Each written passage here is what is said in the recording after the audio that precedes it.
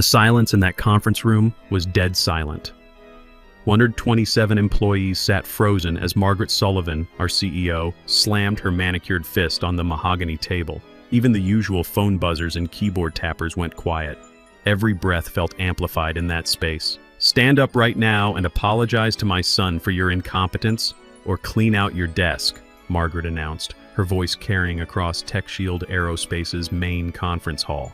Her voice had that sharp edge that made grown men flinch. Her son David, hired exactly 12 months ago and mysteriously promoted to Director of Innovation just last week, sat there with this smug little smile. Kid thought he owned the world. I felt the weight of 127 pairs of eyes turning to me. I'm Alex Brennan, by the way. 48 years old, been in cybersecurity for 20 years, total 10 in the Army, then 4 years at Morrison Defense Systems, and the last 6 years here at TechShield. Never thought I'd be sitting in a corporate firing squad at this stage of my career, especially not over a $350 million NASA contract that I'd spent 18 months developing. I stood up slowly, chair scraping against the floor. The walk to the front felt like it took forever, each step echoing in that quiet room. Margaret's smile got wider, thinking she had me trapped. She figured I'd crumble under public humiliation rather than lose the job that helped pay my daughter Sarah's college tuition. Woman never really knew me at all. I connected my personal device to the display system. The projector hummed to life. "I believe this will clarify the situation," I said, keeping my voice steady.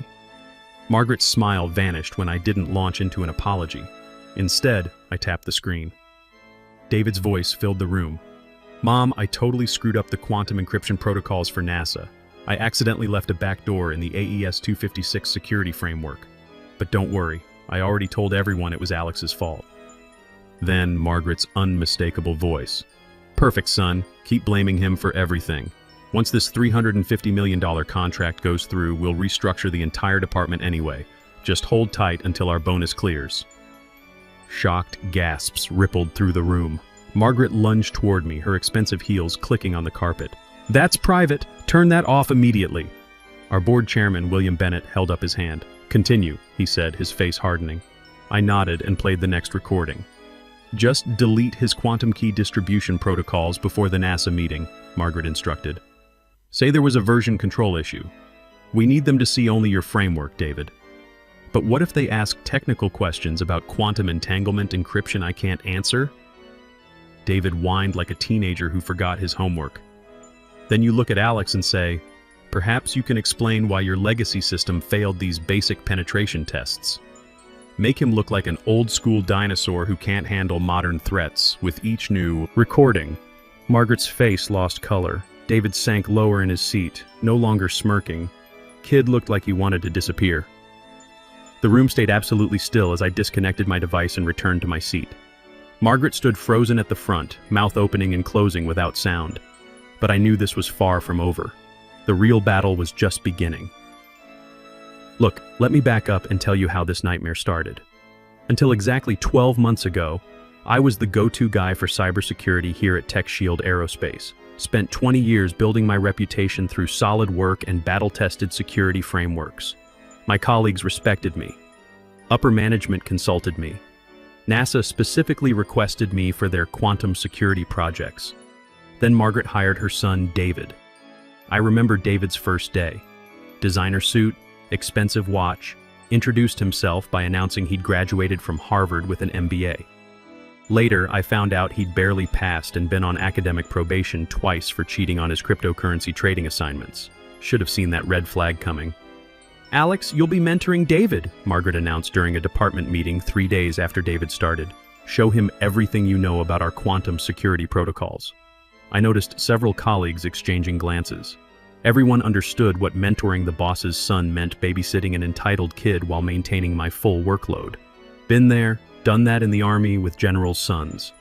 That afternoon, David sat beside my desk, scrolling through his phone while I explained our penetration testing procedures for aerospace systems. "This is so boring," he sighed after 10 minutes.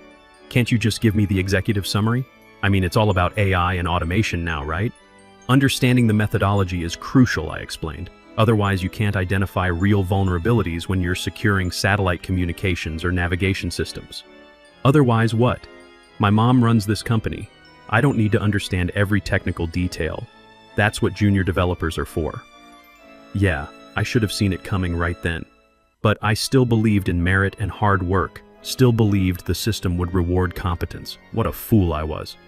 The first project I assigned David was straightforward: conduct a basic security audit on our internal quantum research database.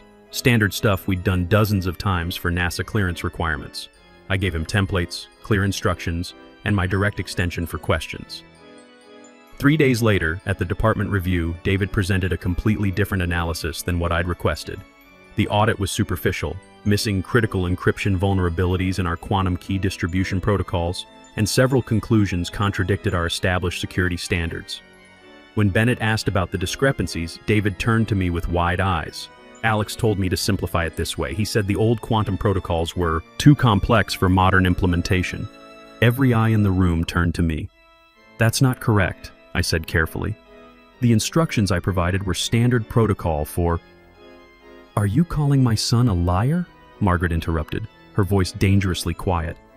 Here's the thing in the military. You learn to recognize an ambush when you see one. This was textbook. But I was caught in civilian territory with civilian rules. The meeting continued with me trying to salvage the presentation while defending my reputation. Afterward, Margaret pulled me into her office. Woman had this corner office with floor-to-ceiling windows overlooking the aerospace testing facility. Probably cost more than my annual salary to furnish. If you can't work effectively with David, maybe we need to reevaluate your position, she said, examining her nails like she was bored. He's new and learning innovative approaches. You're supposedly experienced. Any failures reflect more poorly on you than him. That was just the beginning. Over the next few months, David took credit for my successful work while blaming me for his mistakes. Quantum security protocols I developed were mysteriously altered before reaching NASA clients. Client emails I sent were intercepted and modified.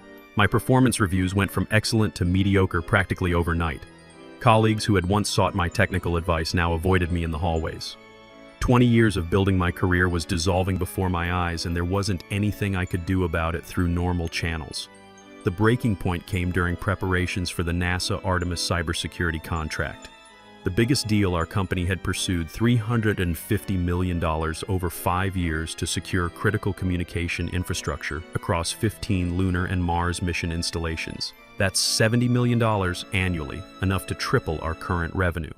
I spent weeks developing comprehensive quantum encryption frameworks, analyzing threat vectors for space-based systems, and creating detailed implementation strategies. We're talking about protecting communications that travel 140 million miles to Mars with zero room for error.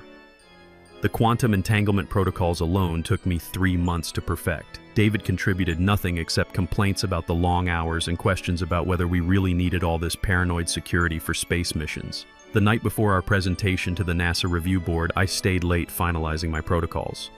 The office was nearly empty when I heard voices from the break room. In the Army, you learn to move quietly and listen carefully. Old habits. Mom, I'm worried about tomorrow. Alex's quantum framework is really complex. What if they ask me technical questions about encryption key distribution in zero-gravity environments? I froze outside the door. David's voice had that whiny quality it got when he was stressed. Don't worry, son, Margaret replied. I've already spoken to Bennett about your concerns regarding Alex's work. I suggested you present an alternative framework which our contracted consultants helped create last night. We'll let NASA decide which approach is better, but his protocols are actually solid. I ran them through the testing suite. The quantum key distribution passes all penetration tests. Quantum security can be implemented many ways. We'll just frame his as unnecessarily paranoid and expensive for space applications. Trust me, by next month you'll be leading that department, and Alex will be looking for a new job. I backed away silently. Everything suddenly made sense: the altered reports, the missing emails, the whisper campaign against me. This wasn't incompetence or office politics. This was a coordinated operation to destroy my career. That night, I made a decision. Time to go operational. I would document everything. Started keeping my phone nearby during meetings and saving every version of my work with digital timestamps. Not for revenge, for survival. The next day, I watched in silent fury as David presented his alternative quantum security framework to the NASA board. It was an almost exact copy of my work from 8 months earlier, but with the encryption standards weakened and the monitoring protocols simplified. Basically, he'd taken a bulletproof vest and removed half the protection. I'm concerned about the overly complex approach Alex prepared, David said, flashing a worried look at the board members. It's unnecessarily paranoid and could slow down critical mission operations. My framework maintains security while improving efficiency for space-based applications. I waited for someone to recognize my previous work, but no one did. Or if they did, they said nothing. NASA engineers on the board should have caught the technical flaws, but they were focused on cost projections and implementation timelines. After the meeting, Bennett called me into his office. Alex, I'm concerned about your recent work. David's framework seems much more practical for our operational needs. Sir, the framework he presented uses quantum encryption that's vulnerable to standard penetration tools. Any halfway decent hacker could compromise satellite communications during critical mission phases. Are you suggesting you understand NASA requirements better than our Director of Innovation? He interrupted, nodding toward David's newly assigned title on the org chart behind his desk. I stared at that chart. Director of Innovation. David had been with the company exactly 12 months and contributed exactly nothing of value. Meanwhile, guys with security clearances and 15+ years experience were still stuck in senior analyst positions. No, sir, I finally managed. I'll review my approach. Good. We need team players here, Alex, especially with the contract evaluation phase coming up. For the next 2 weeks, I gathered evidence like I was building an intelligence file, recovered original emails from server backups, compared document versions with their altered counterparts, recorded conversations when legally permissible, checked state laws first, naturally.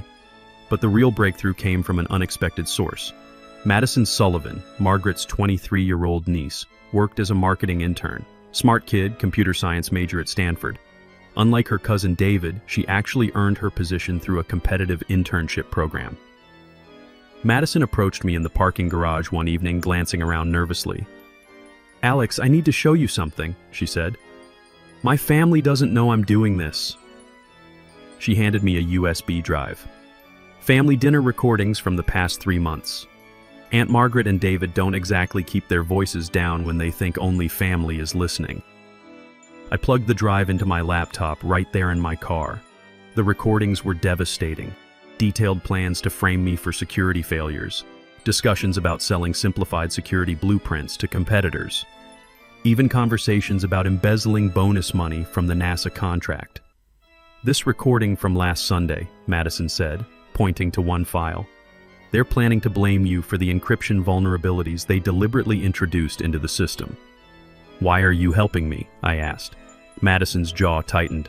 Because I've watched you mentor junior developers like me for years. You actually care about the work, about keeping people safe. Meanwhile, my cousin thinks cybersecurity is just a path to easy money. And my aunt treats this company like her personal piggy bank. She paused, then added, Plus, I recorded David trying to install malware on your workstation last month. Thought you should know. The malware footage showed David sneaking into my office after hours, plugging in a USB device, and running code designed to steal my quantum encryption algorithms. Clear corporate espionage. That's when I knew we had them. I reached out to former employees who'd left under similar circumstances. What I discovered was worse than I'd imagined. This wasn't just about David. Margaret had been systematically pushing out talented employees who might threaten her position or refuse to play along with her schemes.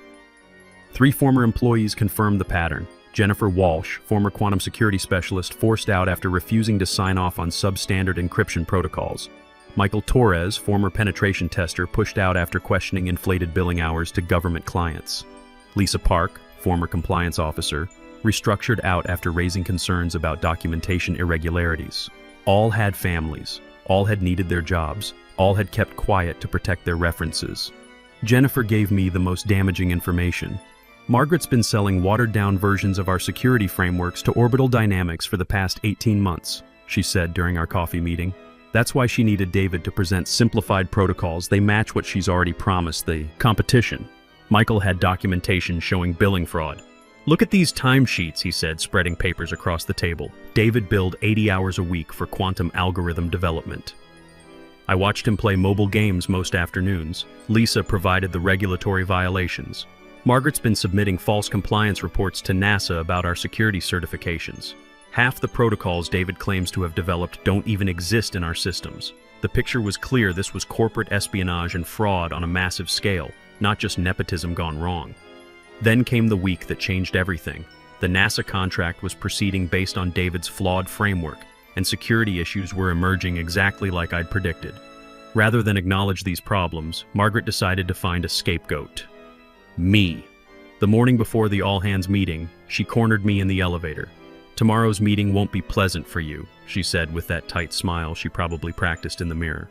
"But if you publicly apologize for your mistakes and acknowledge David's superior work, I might consider keeping you on in a reduced capacity. Maybe move you to our internal IT support team." I looked her directly in the eyes. "And if I don't? Then empty your desk before you leave today." "Your choice, Alex. But understand, I have connections throughout this industry. One phone call from me, and you'll never work aerospace security again." The elevator doors opened, and she stepped out, confident in her victory. She had no idea what was coming. That night, I couldn't sleep. My career, my reputation, my daughter's college fund, everything I'd worked for hung in the balance. Was I really prepared to risk it all? At 48, starting over in cybersecurity isn't exactly easy. Most companies want young hotshots, not guys pushing 50. Sarah's tuition at State was $28,000 a year. I had maybe 6 months of expenses saved up. My ex-wife wasn't contributing much since her remarriage. This job wasn't just my career, it was my daughter's future. As dawn broke, I made the call that would change everything. Dialed up Jonathan Hayes, a buddy from my Army days who now worked cybersecurity for NASA. We'd served together in Afghanistan, and John understood the importance of operational security better than most. "John, it's Alex. I need you to witness something today." "Everything all right? You sound like you're planning something." "Maybe I am." "Can you meet me for coffee before work?" We met at a diner near the office. I showed him the recordings, the altered documents, the pattern of sabotage. John listened without interruption, occasionally taking notes in that careful way intelligence guys do. "The quantum key distribution protocols they're using," I explained. "They're vulnerable to basic man-in-the-middle attacks. Any hostile nation with decent hackers could intercept communications between Earth and Mars missions." John's face darkened. "You're talking about compromising national security." "Exactly. And Margaret knows it. She's prioritizing profit over protecting astronauts." When I finished, he closed his notebook. "Why come to me instead of your board directly?" "Because Bennett has been dismissing concerns about Margaret for months. You're the only person with enough pull who might actually care about what's happening to a NASA contract." He nodded slowly. "What do you need?" "Attend today's meeting. Witness what happens. Then decide if this company should be trusted with national security." John checked his watch. "I'll make some calls. But Alex, once this ball starts rolling, there's no stopping it." "You sure you want to go down this road?" "Already too far down to turn back." I arrived at the office an hour before the meeting. As I walked through the lobby, I noticed unfamiliar faces in suits speaking quietly with Bennett in his office. The conversation looked serious. Lots of hand gestures and document passing. My desk phone rang. "Alex, come to my office now." Bennett's voice was clipped. Walking across that floor felt like crossing a minefield. Every eye tracked my movement, speculation rippling through the department. They all expected today to be my last day. Hell, maybe they were right. Bennett wasn't alone when I entered. 2 NASA officials in dress blues and a woman I didn't recognize sat with him. John was nowhere to be seen, but I caught his reflection in the window standing in the hallway, observing. "Close the door," Bennett said. I did, fighting to keep my breathing steady. "These are serious accusations you've made," he began, tapping a folder on his desk. "Margaret's been with this company for 14 years and generated significant growth." "Yes," I agreed, "by taking credit for other people's work and eliminating anyone who threatens her position." The unknown woman leaned forward. "I'm Patricia Wells from NASA Inspector General. We've reviewed the materials you provided to Mr. Bennett. While recordings made without consent can be legally problematic, the documentation of altered security protocols presents a pattern we cannot ignore. Here it comes, I thought. They're going to protect Margaret and throw me under the bus."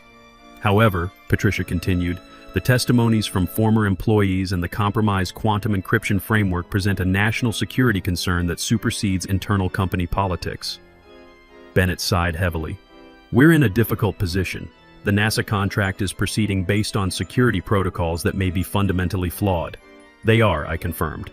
"But there's still time to implement proper security if we act quickly." The NASA officials exchanged glances. The all-hands meeting begins in 20 minutes. Margaret expects to publicly discipline you, after which she'll announce David's promotion to department director. And now? I asked.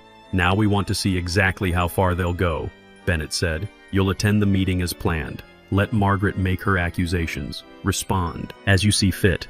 You're using me as bait. We're giving you the opportunity to defend yourself publicly, the NASA official corrected. Something you've earned through 10 years of military service and 20 years protecting national security systems.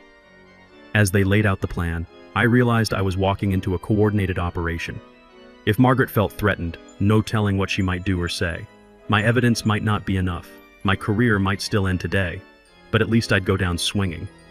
The main hall filled quickly as employees filed in for the mandatory all-hands meeting. I took a seat near the back, ignoring whispers and sidelong glances. David sat with the executive team at the front, posture radiating confidence. Kid had no idea what was about to hit him. Margaret stood at the podium reviewing her notes, occasionally looking up to scan the room. Her eyes found mine. She smiled, that predator smile. Bennett opened with standard announcements about quarterly goals and upcoming projects. Then he turned the floor over to Margaret. Thank you, Bill. Before we discuss department updates, there's a personnel matter we need to address. Her voice carried easily across the room. Over the past several months, we've experienced concerning issues with security work coming from our cybersecurity team, specifically work overseen by Alex Brennan. A murmur rippled through the audience. Here we go. Most recently, his flawed quantum security protocols nearly compromised our NASA contract. Fortunately, our Director of Innovation, David, identified the problems and provided corrected frameworks. Margaret's gaze swept the room like a sniper acquiring targets. This pattern of undermining company initiatives cannot continue. Alex, please stand. And there it was, the moment everything had led to. I rose slowly, aware of every eye turning to me. In the Army, we called this contact the moment when planning meets reality and everything goes to hell. Accountability is a core value at this company, Margaret continued. We all make mistakes, but refusing to acknowledge them is unacceptable. I walked to the front of the room, connected my device to the display system, and looked Margaret straight in the eye. You're absolutely right about accountability, I said, so let's talk about what really happened. That's when I hit play on the recordings I'd already shown you. But this time, I had more. After the shocked gasps from the first recordings, I played Madison's family dinner footage.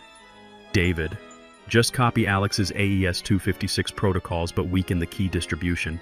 Margaret's voice came through crystal clear. NASA won't notice until after we've collected the first year's payment. What about the Mars mission communications? David asked. By the time they realize the vulnerabilities, we'll have our money and you'll be running the department. Alex will be long gone.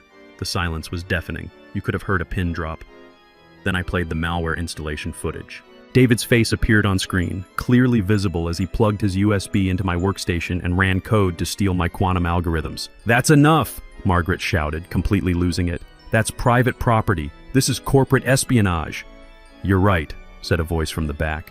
It is. Every head turned as John walked forward, accompanied by the NASA officials and 2 FBI agents I hadn't seen before.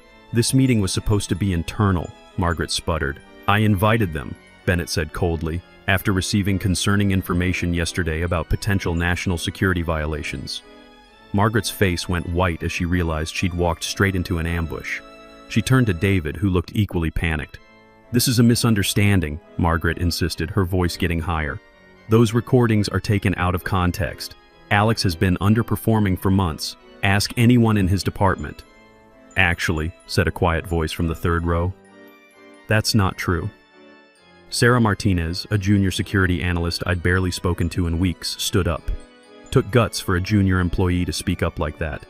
Alex trained me when I started 2 years ago. Everything I know about quantum penetration testing came from him. But 3 months ago, Margaret told me to simplify Alex's security protocols to make them more cost-effective. When I refused, I was removed from the NASA team. One by one, other colleagues stood up. Each had a story. Pressure to alter security standards, instructions to exclude me from meetings, directives to report my non-existent mistakes. Margaret looked wildly around the room, her carefully constructed empire crumbling. David, tell them.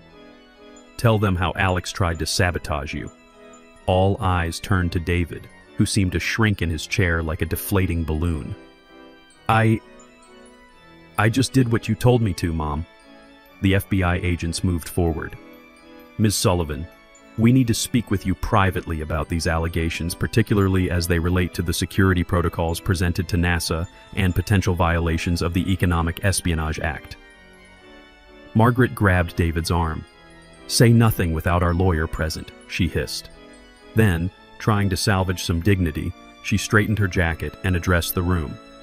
This is a witch hunt based on misleading evidence. The truth will come out. As security escorted them from the hall, Bennett stepped to the podium.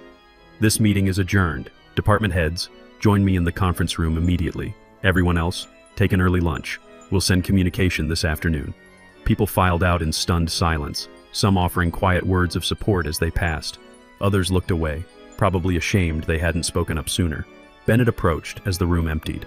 That took guts, he said quietly. More than I've shown, clearly.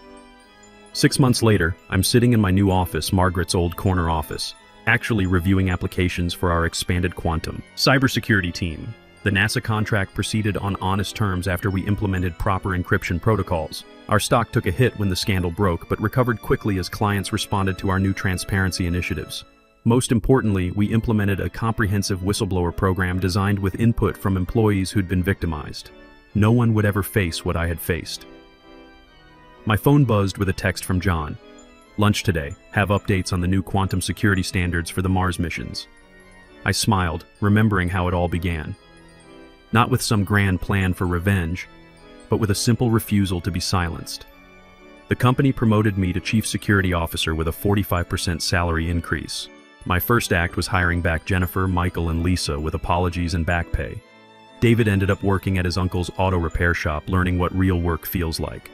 Margaret? Last I heard, she was facing federal charges for economic espionage and NASA contract fraud. The FBI traced her side deals with Orbital Dynamics back 18 months. Turns out selling national security secrets carries a 15-year federal sentence. But here's the thing that really matters. My daughter Sarah called last week. She's a junior at State studying cybersecurity, inspired by watching her old man fight the good fight. Dad, she said, I want to work somewhere that values integrity like your company does now. Maybe NASA someday. That's worth more than any promotion or salary increase. Building something better for the next generation, making sure they don't have to fight the same battles we did. If this story resonates with you, remember this. Sometimes standing up for what's right is the only choice that lets you sleep at night. And sometimes, just sometimes, the good guys actually win. You don't have to be a hero to do the right thing. You just have to refuse to be part of the problem. That's how you change the game.